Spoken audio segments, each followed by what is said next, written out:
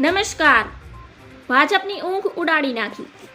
શક્તિસિંહ ગોહિલે વધુ આક્ષેપો કરતા કહ્યું કે પ્રથમ તબક્કામાં 5,25,000 ચોરસ મીટર જમીન આપવાની થાય, જેનાથી સરકારની તિજોરીને 3 અબજ 50 કરોડ અને બીજા તબક્કામાં 20 લાખ ચોરસ મીટર જમીનની સરકારને 12 અબજ 20 કરોડનું નુકસાન થયું. ગુજરાત કોંગ્રેસ પ્રમુખ શક્તિસિંહ ગોહિલે રાજ્યની જીઆઈડીસીને ભાજપના મળિયાતિયાઓ સાથે મળીને અબજો રૂપિયાનો ભ્રષ્ટાચાર કર્યો હોવાનો આક્ષેપ કર્યો છે. ગુજરાત સરકારના 2 પરિપત્રો દર્શાવી તેમણે કહ્યું કે ગુજરાતમાં જીઆઈડીસીના નિયમ પ્રમાણે ઉદ્યોગકારોને નક્કી કરેલા બેઠક ભાવે જમીન આપવામાં આવતી નથી. શક્તિસિંહ ગોહિલના મુખ્યમંત્રી પર પ્રહાર કર્યું કે તમારા નાક નીચે એટલો મોટો ભ્રષ્ટાચાર થયો તે જ ખબર નથી. મામલતદારની બદલી કરો, ક્યાં મંત્રીઓ આ કર્યું તે ખબર નથી.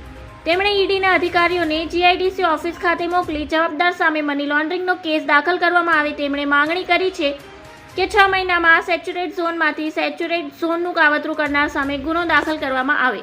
ધન્યવાદ. જય હિન્દ.